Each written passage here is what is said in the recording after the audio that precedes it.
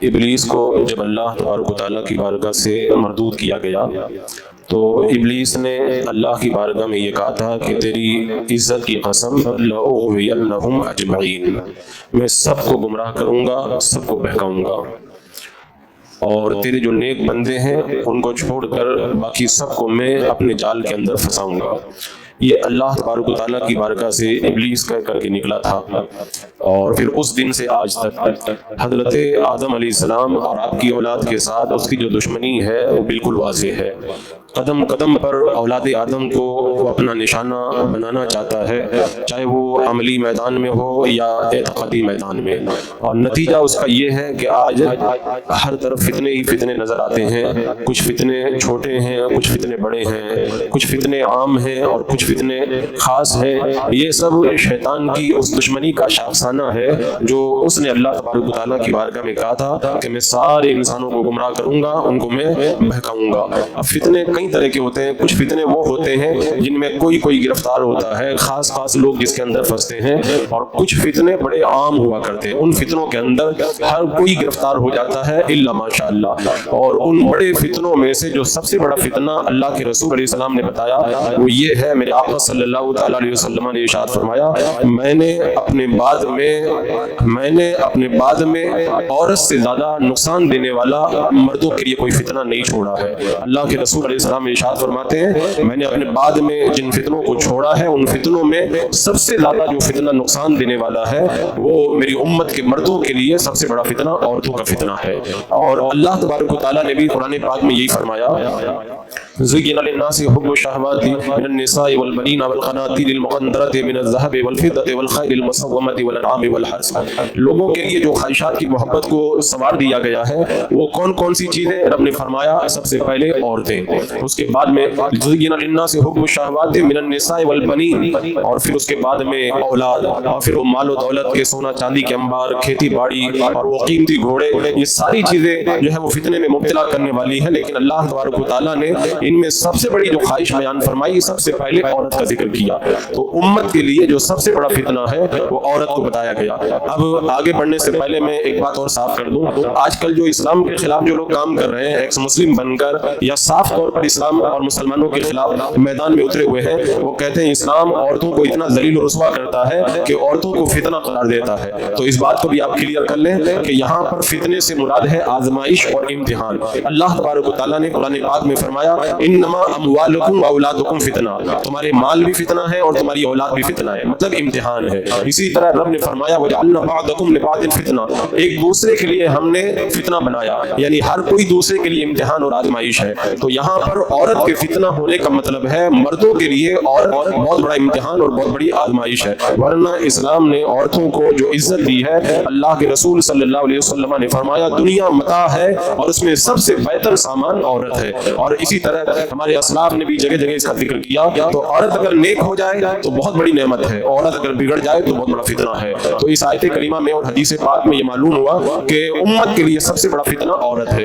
آج میں خاص طور سے اس بڑے فتنے کا ذکر اس لیے کرنا چاہوں گا، ابھی چند دن گزار کر کے وہ بے حیائی کی رات 31 کے نام سے ہمارے درمیان آنے والی ہے، جس کے اندر بہت کچھ عیاشیاں ہوں گی اور اس فتنہ خواتین کا اس کے اندر بھرپور استعمال ہوگا۔ لہذا آج کی اس محفل کے اندر اپنے نوجوانوں کو جگانے کے لیے فتنہ خواتین کے حوالے سے کچھ باتیں میں آپ کے سامنے رکھوں گا۔ عورتوں کو اللہ کے رسول علیہ السلام نے اس امت کے لیے سب سے بڑا فتنہ قرار دیا، اور میرے آقا صلی اللہ تعالیٰ علیہ وسلم نے خود ارشاد فرمایا کہ عورتیں یہ شیطان کا جال ہے، عورتیں یہ شیطان کا جال ہے، اور شیطان نے اس جال کو بچھا کر کے کن کن لوگوں کا شکار کیا ہے۔ آپ دیکھیں دنیا میں سب سے پہلا جو قتل ہوا ہے وہ عورت کی وجہ سے ہوا ہے، کیونکہ حضرت آدم علیہ السلام کی اولاد کا جب سلسلہ زمین پر آنے کے بعد میں شروع ہوا تو ایک حمل کے اندر ایک لڑکا اور ایک لڑکی پیدا ہوتے تھے، اور پھر دوسرے حمل میں ایک لڑکا اور ایک لڑکی پیدا ہوتے۔ پہلے حمل کے لڑکے کا نکاح دوسرے حمل کی لڑکی کے ساتھ کیا جاتا، تو اقلیمہ یہ بڑی خوبصورت عورت تھی یہ حابیل کے ساتھ پیدا ہوئی اور قابیل کے ساتھ جو لڑکی پیدا ہوئی تھی وہ اتنی خوبصورت نہیں تھی. تو جب شادی کی بات آئی تو ظاہر سی بات ہے کہ قابیل کے ساتھ میں جو لڑکی پیدا ہوئی تھی اس کا نکاح حابیل کی بہن کے ساتھ میں کرنا تھا اور حابیل کے ساتھ جو لڑکی پیدا ہوئی تھی اس کا نکاح قابیل کے ساتھ کرنا تھا. اور اقلیمہ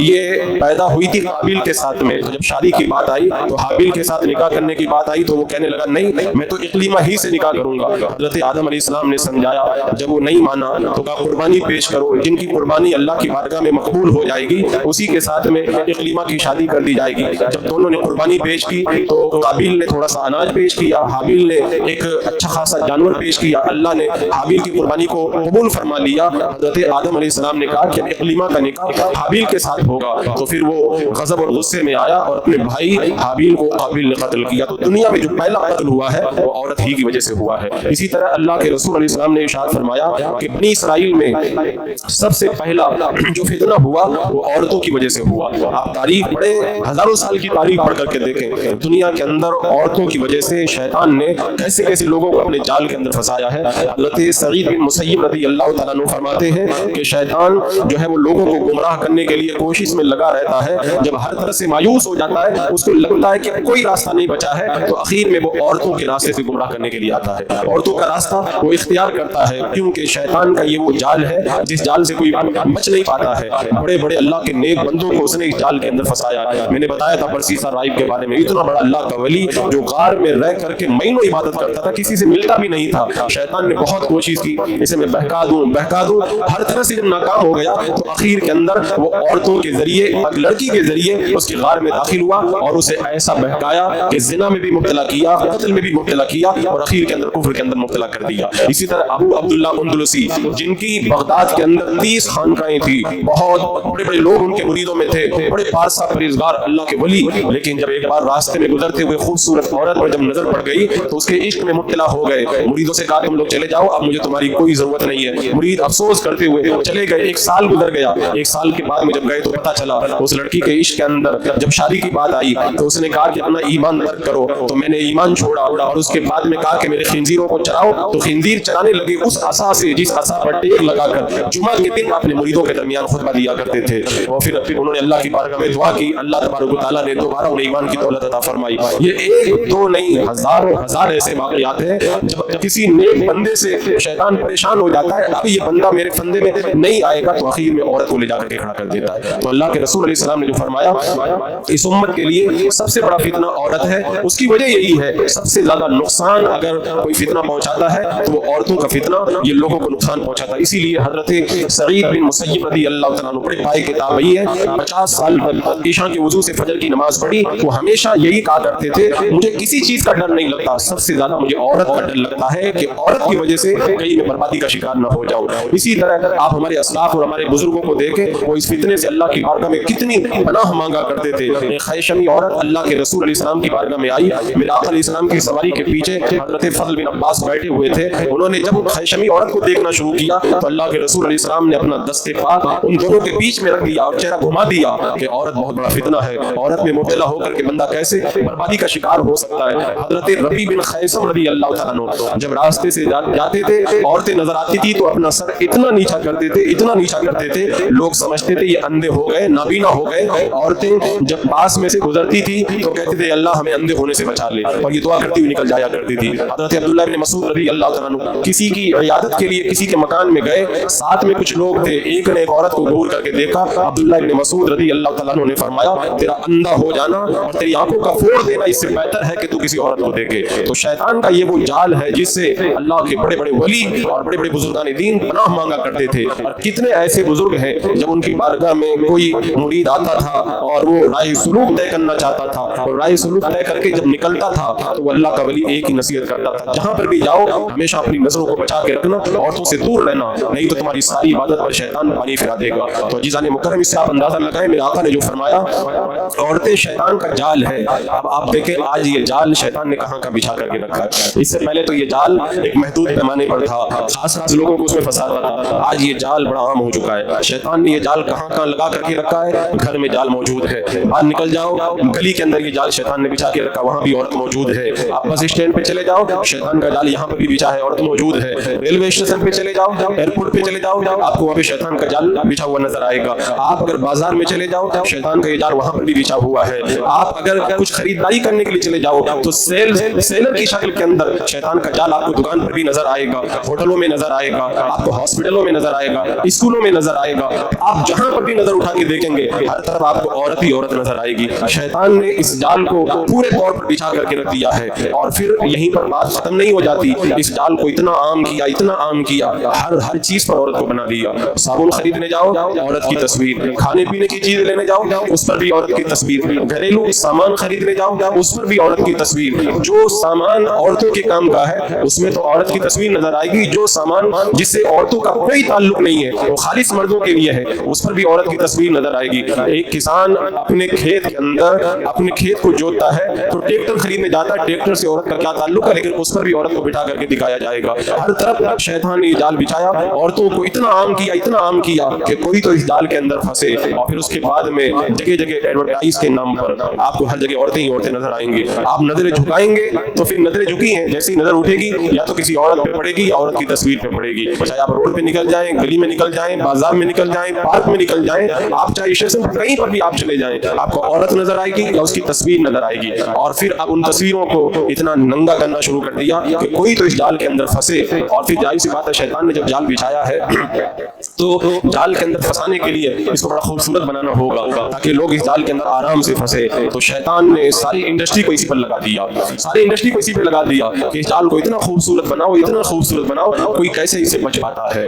پہلے جو ہے وہ بیوٹی پارلر کھول کر کے اس فتنے کو سنوارا گیا تاکہ اس فتنے میں لوگ گرفتار ہوں. اونچی ایڑی کے چپل پہنا دیے گئے, میک اپ کا سامان جو ہے وہ مارکیٹ کے اندر لانچ کر دیا گیا, اس فتنے کو عام کیا جائے. لالی پاؤڈر لگا کر کے, لپسٹک لگا کر کے, نیل پالش لگا کر کے, اور بالوں کی کٹنگ کرا کے, اور اپنی آنکھوں کے بالوں کو جو ہے وہ اور پتلا کروا کر کے, اور پھر لباس کے نام پر کیسے کیسے فیشن رائج کیے تاکہ یہ فتنہ پورے طور پر معاشرے کے اندر اس طرح سے وہ لانچ ہو جائے کہ کوئی اگر بچنے کی اگر راہ تلاش کرے تو بچنے کا راستہ بھی نہ ملے. فتنہ تو ویسے بھی تھا, لیکن جب فتنے کو اتنا سنوار دیا گیا, اتنا میک اپ کر کے اسے مارکیٹ میں اتار دیا گیا تو اچھے اچھوں کے لیے بچنا مشکل ہو گیا. لیکن شیطان کو یہ معلوم تھا کہ مسلمانوں کی جو قوم ہے وہ اسلامی تعلیم سے وابستہ ہے, وہ جہاں اسلام کی بات آئے گی اس فتنے کے اندر وہ مبتلا نہیں ہو پائیں گے. تو پھر اب مسلم عورتوں کو اس فتنے کے اندر مبتلا کرنے کے لیے کیا کیا, طرح طرح کے کپڑے لانچ کیے, طرح طرح کے کپڑے لانچ کیے. اسے معلوم ہے کہ عورت کی سب سے زیادہ پسند وہ کپڑا ہے. دو عورتیں آپس میں جب ملیں گی تو چہرہ بعد میں دیکھیں گی, اس کا کپڑا پہلے دیکھیں گی. یہ ایک نفسیاتی چیز ہے, عورت کی فطرت میں یہ چیز داخل ہے, وہ چہرہ بعد میں دیکھتی ہے اور کسی عورت کا کپڑا پہلے دیکھتی ہے. تو اس نے کپڑوں کو مارکیٹ کے اندر لانچ کیا تاکہ اس طریقے سے فتنے کے اندر, اس جال کے اندر لوگ گرفتار ہونے لگے. پہلے کپڑوں کی ڈیزائن پر توجہ دی گئی, جب ڈیزائن میں یہ عورتیں گرفتار ہو گئی تو اس کے بعد میں ان کپڑوں کو جالی دار بنایا گیا, چست کیا گیا اور تنگ کیا گیا, اور دھیرے دھیرے اس کو اس کے بعد میں چھوٹا کیا گیا. اور پھر اس کے بعد میں معاملہ یہاں تک آیا کہ لباس برائے نام جسم پر رہ گیا. اب کون اس فتنے سے, اس جال سے بچ پاتا ہے, کون بچ پاتا ہے. لیکن اب بھی معاشرے کے اندر ایک بڑا طبقہ مسلمان عورتوں کا وہ ہے جو پردہ کرتا ہے. شیطان نے پھر آگے پھر وہ جال کو مضبوط کرنے کے لیے کیا کیا, کہا برقعے کے اندر اگر کوئی اپنی زیب و زینت کو چھپا کر کے کوئی عورت رکھتی ہے, اس جال میں کوئی نہیں پھنستا ہے, تو یہ سارا کا سارا فیشن کپڑے کے اندر سے نکال کے اس کے برقعے پر لایا جائے. اب برقعوں کے اندر وہ فیشن ظاہر ہونے لگا, برقعے تنگ ہونے لگے, چست ہونے لگے, اور پھر وہ ڈیزائن برقعوں پہ ظاہر ہونے لگی. اس طرح معاشرے کے اندر شیطان کا یہ جال ہر طریقے سے کامیاب ہوتا ہوا نظر آیا. لیکن اب بھی ایک مسئلہ تھا, اس جال کے اندر بہت سارے لوگ ابھی بھی نہیں پھنس پا رہے تھے. بہت ساری عورتیں آج بھی گھروں کے اندر اپنی پارسائی کے ساتھ موجود تھی. اس کے بعد میں شیطان نے اس جال کو مضبوط کرنے کے لیے آزادی کا داؤں چلا کہ اسلام نے تم کو غلام بنا کر کے گھروں میں بند کر کے رکھا ہے, تم بھی ایک مردوں کی طرح انسان ہو, تمہیں بھی باہر نکلنا چاہیے, تمہیں بھی لوگوں کے شانہ بشانہ آنا چاہیے. اور پھر اس کے بعد میں آزادی کے نام پر انہیں بال لایا گیا. اگر کوئی نہیں مانتا, فیشن کے نام پر انہیں بال لایا گیا, کلچر کے نام پر بال لایا گیا, اسی طرح فنکشن کے نام پر انہیں بال لایا, رسم و رواج کے نام پر. شادی حال میں آپ جا کے دیکھیں, پکنک میں جا کر کے دیکھیں, آپ پبلک پارکوں میں جا کر کے دیکھیں, اور کس کس نام سے اس فتنے کو اتنا راستہ کر دیا گیا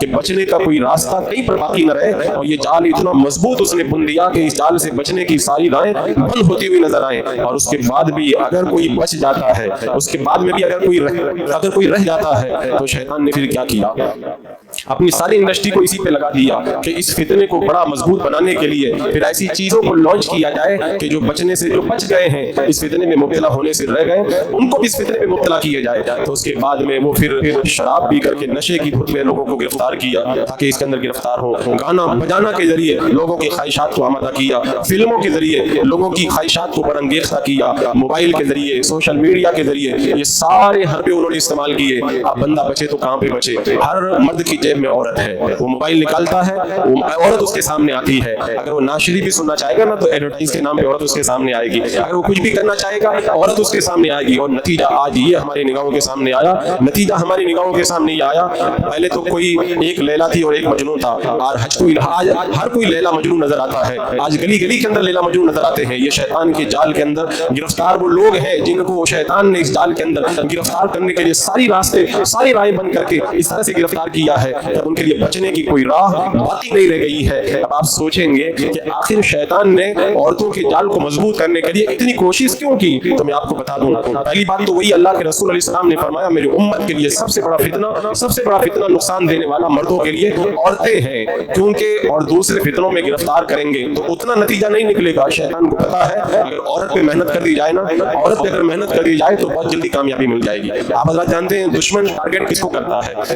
बहुत सारी चीजें होती हैं, लेकिन जो सबसे अहम पॉइंट होता है उसको टारगेट करता है। और यहाँ पर मुआशरे के अंदर औरत सबसे अहम पॉइंट है जिसको टारगेट करके मर्दों को फितने में मुब्तला किया जा सकता है। राजा दाहिर की जंग जब मोहम्मद बिन कासिम रज़ी अल्लाह तआला अन्हु के साथ में होने वाली थी, तो मोहम्मद बिन कासिम को पता चला कि राजा दाहिर ने अपनी बहन के साथ में निकाह कर लिया है। तो मोहम्मद बिन कासिम ने अपनी फौज से ये कहा था, अब तुम्हें डरने की कोई जरूरत नहीं है। जब वो बेहयाई में मुब्तला हो गया राजा, तो उसके अंदर फिर बहादुरी और जुर्रत में नजर नहीं आएगी, क्योंकि जो बेहयाई में मुब्तला हो जाए फिर उसके बाद में वो कुछ भी बाकी नहीं रह जाता है। और फिर वैसा ही हुआ, मोहम्मद बिन कासिम की फौजें जब राजा दाहिर के मुकाबले में आई ना, तो फिर वो फतुहात का सिलसिला शुरू हुआ कि फिर समंदर के किनारे से लेकर के जयपुर की सरहद तक मुसलमानों का झंडा लहराता हुआ नजर आने लगा। तो बेहयाई एक ऐसा फितना है जिसके जरिए शैतान बड़े बड़ों को टारगेट करता है। एक मुस्तशरिक है, यानी गैर मुस्लिम, जिसने इस्लाम की स्टडी की है, उसने कहा मैंने मुसलमानों की 1000 साल की तारीख पढ़ी है, 1000 सालों में मुसलमानों ने क्या किया, पूरी हिस्ट्री मैंने पढ़ी है। पूरी हिस्ट्री पढ़ने के बाद में मैं इस नतीजे पर पहुंचा हूं कि 1000 सालों में मुसलमान जितना तबाह बर्बाद नहीं हुआ, उतना इस दौर के अंदर शबाब और शराब की वजह से तबाह बर्बाद हुआ है, जवानियों की वजह से तबाह बर्बाद हुआ है। तो ये औरत का फितना कितना बड़ा है, इन रिपोर्टों से आप अंदाजा लगा सकते हैं। और मैंने कई बार वो बातें आपके सामने रखी। सेंट लुइस जो सलीबी जंगों का हीरो था, उसने भी यही कहा था, मुसलमानों को बर्बाद करना है तो इस फितने में मुब्तला करो। लॉर्ड मैकाले ने भी यही कहा था। इसी तरह आप देखें सुल्तान सलाउद्दीन अय्यूबी रहमतुल्लाह अलैह ने भी यही कहा था, जो कौम औरत के फितने में मुब्तला हो जाए फिर वो बगैर जंग के हार जाया करती है। तो शैतान ने ये जाल इतना जबरदस्त बुन करके तैयार रखा, अब न घर में अमान है, न रोड पर अमान है, न बाजार में अमान है, न कहीं स्टेशन पर अमान है, न एयरपोर्ट पर अमान है। आप हर जगह देखेंगे, आपको जगह जगह औरतें ही औरतें नजर आएंगी, हर तरफ आपको खातीन ही खातीन नजर आएंगी। और इस फितने को इतना संवारा गया, इतना खूबसूरत बनाया गया, इतना डिजाइन किया गया कि कोई बड़े से बड़ा पारसा भी अगर बचना चाहे तो फिर उसके लिए बचने की राहें नजर न आए। अजीज़ान मुकर्रम 31st नाइट आ रही है, लोग वैसे भी इस फितने में मुब्तला है और ऐसे फंक्शनों को राइज किया जाता है ताकि ज्यादा से ज्यादा इस फितने में लोगों को मुब्तला किया जाए। तो आओ मैं आपको बताता हूँ, जब शैतान का जाल इतना मजबूत है तो इस्लाम ने उसकी हिफाजत का क्या इंतजाम किया है। जब शैतान का वार इतना मजबूत है तो इस्लाम ने बचाव का रास्ता क्या बताया है, आज हमें उसके बारे में सुनना है। आज लोग एतराज करते हैं ना, इस्लाम ने औरतों को इस तरह कैद किया, ये किया, वो किया, औरतों को कुछ नहीं करने दिया। मैं कहता हूँ ये सब बोलने से पहले ये तो देख लो कि फितना कितना बड़ा है, जाल कितना मजबूत है, उसे संवारा कितना गया है। ये जितनी बातें मैंने बताई उनको सुनने के बाद में क्या इस फितने को काबू करने के लिए मजबूत तदबीर की जरूरत नहीं है? इस्लाम ने तदबीर फरमाई, इस्लाम ने तदबीर फरमाई। क्या कानून बनाया?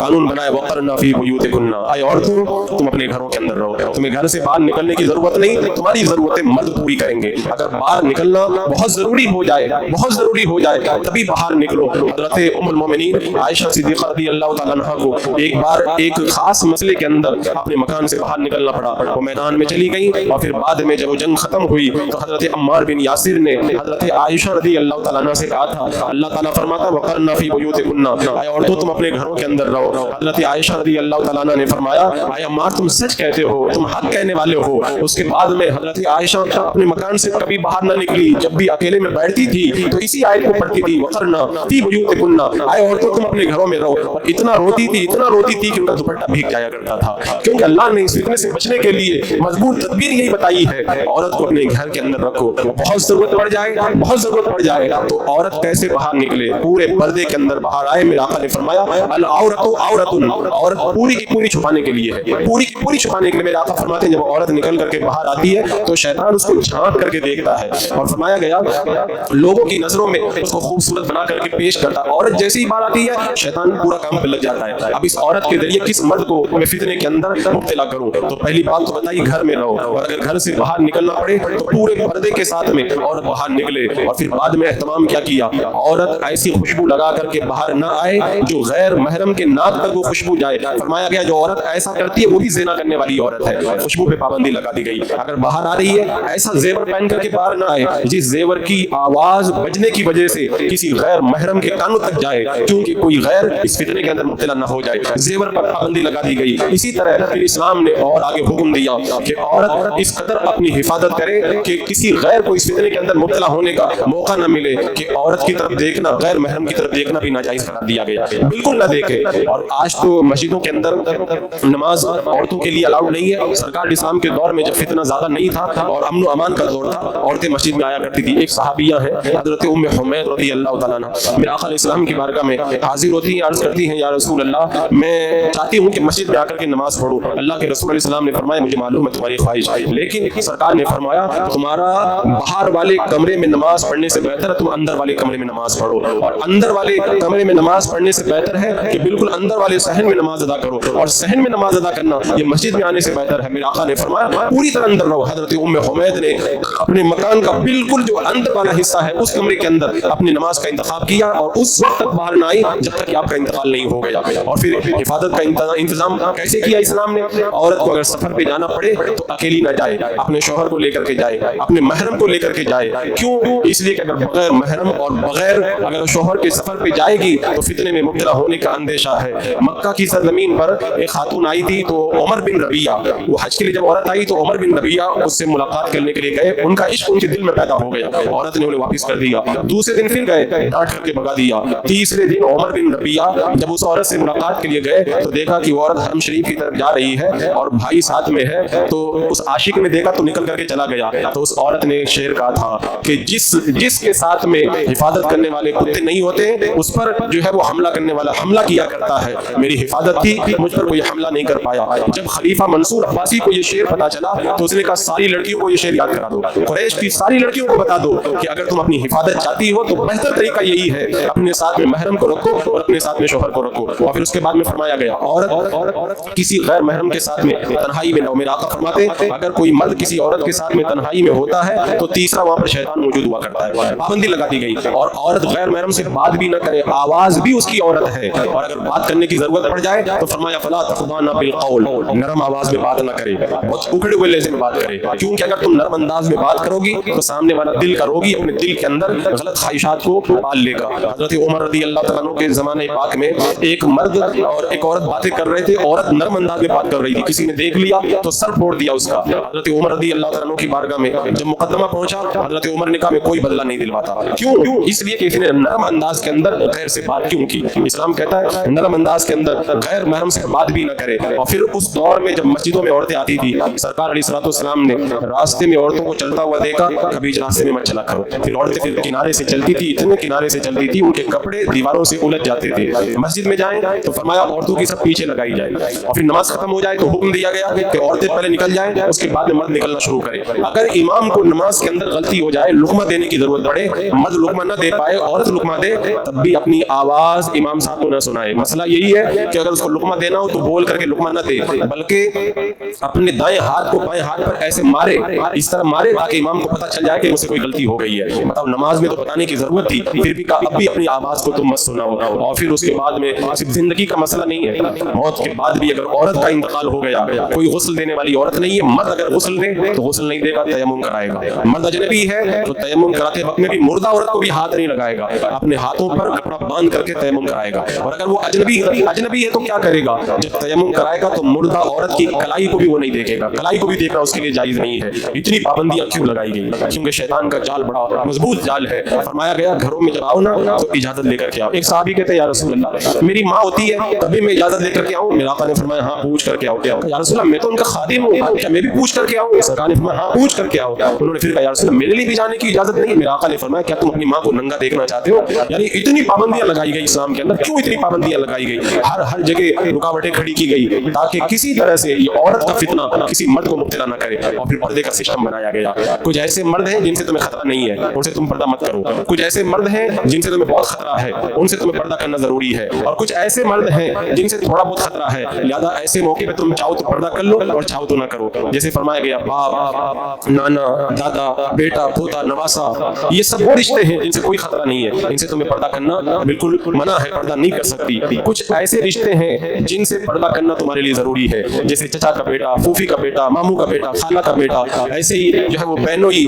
ये सब वो रिश्ते हैं जिनसे ज्यादा खतरा है, इनसे पर्दा करना जरूरी है। और कुछ वो रिश्ते हैं जिनमें खतरा हो सकता है, जैसे दामाद, सास, बहू, तो इन रिश्तों में कहा गया तुम्हारी मर्जी है, चाहो तो करो चाहो तो ना करो, लेकिन कर लेना बेहतर है। और इस जमाने में तो करने का हुक्म दिया जाएगा। तो आप शैतान का जाल आपने देखा, फिर इसके बाद इस्लाम की हिफाजत का दस्तूर आप देखें, इस्लाम ने कैसी हिफाजत फरमाई है। अजीज़ान मुकर्रम, इस दौर में औरतों का फितना जितना ज्यादा बढ़ चुका है, मैं कहता हूँ इस फितना ख़वातीन को समझने की जरूरत है। अगर कोई बंदा औरतों के फितने से बच गया, अल्लाह तबारक व तआला उसे क्या इनाम देगा, क्या इनाम देगा? मेरे आका अलैहिस्सलाम ने फरमाया, हदीस पाक का मफ़हूम है, अगर गैर पे नजर पड़ती है तो कोई अपनी नजर को झुका ले अल्लाह के डर से, तो अल्लाह ये इनाम देता है, उसके दिल में इबादत की लज़्ज़त अता फरमा देता है। वो बंदा नमाज पढ़ता है, नमाज में मजा आता है, तिलावत करता है, तिलावत में लुत्फ़ आता है, अगर कोई नेक काम करता है, नेक काम में मजा आता है, ये इनाम दिया जाता है दुनिया में। आखिरत में फरमाया गया कोई अगर हस्ब नसब वाली, हुस्न जमाल वाली औरत अगर तुम्हें गुनाह की दावत दे और तुम कहते हो इन्नी अख़ाफ़ुल्लाह, मैं गुनाह नहीं करता, मुझे अल्लाह का डर लगता है, तो क़यामत के मैदान में जब नफ्सी नफ्सी का आलम होगा, अल्लाह तबारक व तआला ऐसे नौजवान को गर्मी के उस माहौल में अर्श का ठंडा साया अता फरमाएगा। ये आखिरत में इनाम दिया जाता है। हज़रत सुलेमान बिन यसार रज़ी अल्लाह तआला अन्हु ये बैठे हुए थे, अपने साथी को इन्होंने सामान लेने के लिए मार्केट भेज दिया। एक खूबसूरत औरत आई और आपके हुस्न को देख करके आपसे कुछ कहने लगी। आपने कहा लगता तू भूखी है, खाने के लिए आप उठे, कहा मुझे खाना नहीं चाहिए, मुझे वो चाहिए जो औरत को मर्द से चाहिए। तो आप रोने लग गए, इतना रोए कि वो औरत घबरा करके भाग गई। बाद में आपके साथी आए, पूछे क्या बात है, क्यों रो रहे हो? आपने छुपाना चाहा लेकिन बहुत इसरार किया तो आपने बता दिया। तो साथी कहने लगा अगर कोई औरत मुझे इस तरह कहती तो मैं तो गुनाह से नहीं बच पाता, मैं तो गुनाह से नहीं बच पाता। अल्लाह अकबर। फिर रात में सोए हैं मक्का शरीफ जाने के बाद में, तो वहां पे जब सोए तो रात में ख्वाब में हजरत यूसुफ अलैहिस्सलाम तशरीफ लाए। पूछा आप कौन? कहा मैं हजरत यूसुफ हूँ। वही हजरत यूसुफ अलैहिस्सलाम है कि 7 बंद दरवाजों में ज़ुलेखा ने आपको गुनाह की दावत दी थी, आप बच गए थे, आपका मामला तो बड़ा अजीब है। हजरत यूसुफ अलैहिस्सलाम ने कहा मुझसे ज्यादा तो तेरा मामला अजीब है, तेरा मामला अजीब है कि तेरे पास औरत गुनाह की दावत देने के लिए आई और तूने उसको वापस कर दिया है। तो बंदा जब औरत के फितने से बचता है, अल्लाह क्या इनाम देता है। एक खूबसूरत नौजवान एक दुकान पे नौकरी करता था, तो एक औरत कपड़ा लेने आई और उसकी हुस्न पे आशिक हो गई। सेठ से कहने लगी इसको मेरे घर पे कपड़ा लेकर भेज दो। अब वो कपड़ा लेकर के जब आदमी जब घर पे पहुंचा है, उसने दरवाजे बंद करके कहा मुझे तुमसे अपनी ख्वाहिश पूरी करनी है, जो चाहे तुम मुझसे ले लो। अब उस बंदे ने देखा कि बचने का कोई रास्ता नहीं, कहा मुझे इस्तिंजा की जरूरत है। वो इस्तिंजा खाने में गया और जितनी गंदगी थी अपने चेहरे पे अपने बदल पे मल ली। जब निकल करके बाहर आया तो सबने कहा पागल है, पागल है, घर से निकाल दिया। वो सीधे गए नहर के किनारे, अपने बदन को धुला और जब रात में सोए तो ख्वाब में आने वाले ने कहा जानते हो मैं कौन हूँ? कहा कौन? कहा मैं हजरत जिब्रील अलैहिस्सलाम हूँ। तुमने आज गुनाह को छोड़ दिया, गुनाह को छोड़ दिया, अल्लाह ने तुमको पसंद कर लिया। अपना हाथ उस नौजवान के जिस्म पर मल दिया। वो नौजवान जब तक जिंदा रहा, जहाँ से गुजरता था उसके बदन से खुशबू आया करती थी, बदन महक उठता था उसका। लोग कहते थे कैसी खुशबू लगाते हो?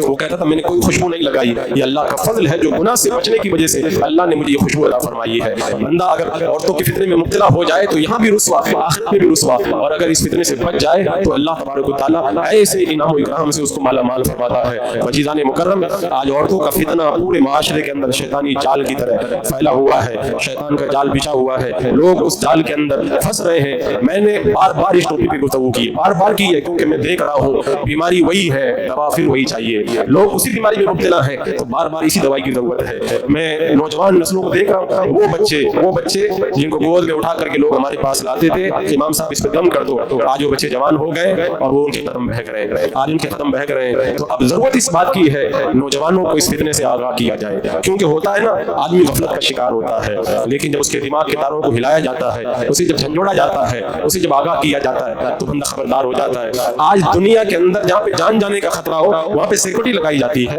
वहाँ पे तारबंदी की जाती है, वहाँ पे गार्ड खड़ा किया जाता है, वहाँ पे लिखा जाता है ये खतरा है, अगर जान का खतरा हो तो इतना इंतजाम किया जाता है। और जहाँ पे बंदे की सारी जिंदगी तबाह होने वाली है, आखिरत तबाह होने वाली है, वहाँ पे कोई इंतजाम नहीं। वहाँ पर हुस्न को सवार करके मार्केट के अंदर ऐसे उतार दिया गया कि जो चाहे वो गुमराह हो। कॉलेज के अंदर ये सारा जादू सर चढ़ करके बोल रहा है। बाजारों में आप चले जाएं, शैतान का ये जादू नौजवानों के सर पे चढ़ के बोल रहा है। आज जितनी फिल्में बन रही हैं नौजवानों को लेकर के बन रही हैं, जितने ड्रामे बन रहे हैं नौजवानों को लेकर के बन रहे हैं, जितने गेम्स लॉन्च किए जा रहे हैं बेहयाई की तालीम को लेकर के लॉन्च किए जा रहे हैं। आप देख रहे हैं आज मार्केट के अंदर जो भी सामान और प्रोडक्ट मार्केट के अंदर उतारा जाता है, नौजवान लड़के और लड़कियां उनका सबसे बड़ा टारगेट होती है। आज जितनी इंडस्ट्रियां लगी हुई हैं और जितनी एजेंसियां लगी हुई हैं, सबकी नजर में नौजवान तबका है, सब नौजवान तबके को टारगेट करना चाहते हैं। आज सारी चीजों के अंदर सारी तवज्जो उन लोगों की नौजवानों की तरफ है। तो जरूरत इस बात की है कि नौजवान तबके को आगाह किया जाए, उन्हें खबरदार किया जाए। कुछ लोग क्या कहते हैं, अगर तबीयत पे कंट्रोल हो, अगर तबीयत पे कंट्रोल हो तो फिर क्या है, कुछ नहीं होता है, पर्दे की जरूरत है, नजरों को बचाने की जरूरत है। अगर यही बात है, एक आदमी को बड़ा जिद था, वो मानते ही नहीं थे, वो कहते थे नहीं तबीयत पे कंट्रोल हो तो कुछ नहीं हो सकता है, इतनी पाबंदी की कोई जरूरत नहीं है। तो उस दूसरे नौजवान ने कहा अच्छा एक बात बताओ। उन्होंने अपने थैली से एक नींबू निकाला और नींबू को उसके बिल्कुल चेहरे के सामने काटने लगे और काट करके उसके दिखाने लगे। पूछा क्या तुम्हारे मुंह में पानी आया? कहाँ पानी तो आया। बोले अपनी तबीयत पे कंट्रोल करो ना। बोले कंट्रोल तबीयत पे कहाँ होता है,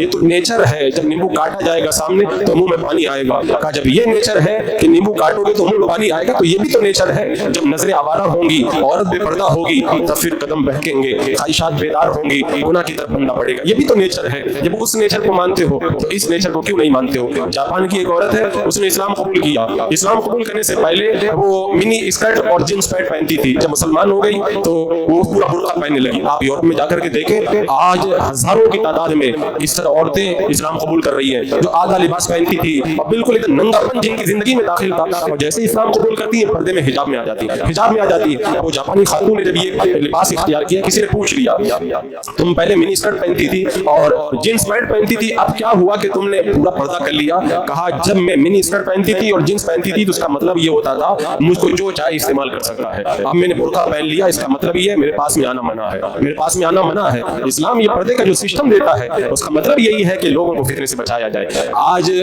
मुझे हैरत होती है, मैंने ये खबर पढ़ी है, आज ऐसे हालात पैदा हो चुके हैं कि अगर कोई गरीब मुल्क किसी अमीर मुल्क से यूरोप से कर्जा मांगता है ना, तो यूरोप का अमीर मुल्क कहता है हम तुम्हें कर्जा तो देंगे लेकिन तुम्हें एक काम करना पड़ेगा, अपने इलाके में तुम्हें पर्दे पे पाबंदी लगानी होगी, औरतों को बेहिजाब कॉलेजों के अंदर एडमिशन दिलाना होगा। यानी कहा या तो भूखे मरो और या फिर बेहयाई इख्तियार करो। दो ऑप्शन है तुम्हारे साथ, या तो बेहया बन जाओ और या फिर भूख इख्तियार करो। अब ऐसे माहौल के अंदर लोग अपनी गुर्बत को दूर करने के लिए बेहयाई का शिकार हो रहे हैं। ऐसा माहौल पैदा किया जाए। मैं कहता हूँ दूर क्यों जा रहे हो आप? कानून को उठा करके देख लो ना, जो लोग औरतों के फितने में मुब्तला नहीं हो रहे उनको फितने में मुब्तला करने के लिए बाज़ाब्ता कानून बनाए जा रहे हैं। पहले औरत हज के लिए जब जाती थी तो बगैर महरम के नहीं जा सकती थी, आज कानून बना दिया गया, कोई औरत को नहीं रोक सकता, वो बगैर महरम के जा सकती है, बगैर महरम के हज के लिए जा सकती है। कॉलेज के अंदर पर्दा होता था, अब कितनी जगह पाबंदी लगा दी गई, तुम पर्दा करके कॉलेज के अंदर तुम नहीं आ सकती। कितनी जगह कैसे कैसे कानून बनाए गए औरतों के हवाले से। सब क्या है? ये वही शैतानी जाल है। उस जाल को कभी अवाम के जरिए और कभी हुक्मरानों के जरिए लोगों के अंदर बिछाता है ताकि ज्यादा से ज्यादा लोगों को इसके अंदर गिरफ्तार किया जा सके। इबलीस शैतान ने जब हजरत आदम अलैहिस्सलाम से दुश्मनी की थी तो क्या कहा था? वो जो जन्नत के अंदर एक दरख्त था इसको मत खाना अल्लाह ने फरमाया था, तो शैतान ने वसवसा डाला, वो खा लिया, शजर ममनुआ का फल खा लिया।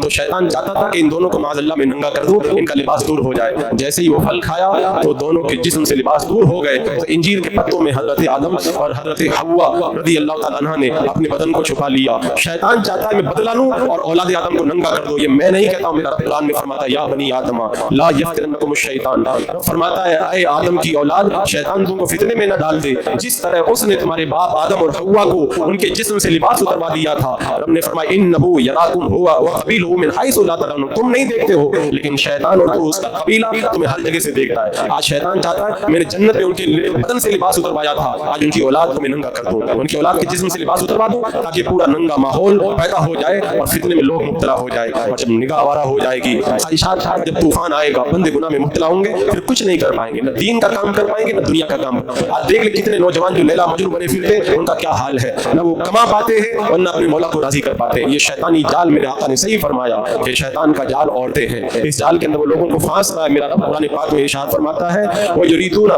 यत्तबिऊना शहवात अन तमीलू मैलन अज़ीमा, जो ख्वाहिशात को फैलाना चाहते हैं, पैरवी करते हैं ख्वाहिशात की, वो यही चाहते हैं तुम्हें पूरे तौर पे गुमराह कर दे। ये पूरा सिस्टम लगा हुआ है, बेहयाई का सिस्टम, और अभी जो 31st नाइट आ रही है उसके अंदर भी यही हो रहा है। मैं अपने नौजवानों से कहूंगा, मैंने बार बार जगाया, अलग अलग उन्वान से जगाया, अलग अलग टॉपिक मैंने बना करके जगाया, आज भी मैं आपको जगाने के लिए कहता हूँ, क्योंकि मुझे मालूम है आज हिंदुस्तान के अंदर कॉलेजों में पढ़ने वाला नौजवानों का एक बड़ा तबका मुझको सुनता है। उनके फोन आते हैं, कितने लोग तौबा करते हैं मेरे पास फोन करके। यहाँ पे अगर खाड़ी के लोग अगर न सुधरे और अपनी रविश को न बदले, लेकिन खुला के पार के लोगों के अंदर तब्दीली आ रही है। मैं देख रहा हूँ, मेरी आवाज उनके कानों तक पहुंच रही है, वो बदल रहे हैं। इसलिए मैं ऐसे उन्वानात को उठाता हूँ और वो ज्यादा से ज्यादा उनको ये पैगाम देने की कोशिश करता हूँ ताकि ज्यादा से ज्यादा उनकी जिंदगियों के अंदर इनकलाब पैदा हो। और आज कॉलेज के बच्चों के लिए और नौजवान तबके के लिए सबसे बड़ा फितने में मुब्तला करने वाला जो सामान है वो औरत ही है। और इस फितने को इतना खूबसूरत बना दिया गया है, अब कोई नेक आदमी नहीं बच पाता तो नौजवान जो दीनी तालीम से दूर है वो कैसे बच पाएगा। सच फरमाया मेरे आका ने बिल्कुल सच फरमाया।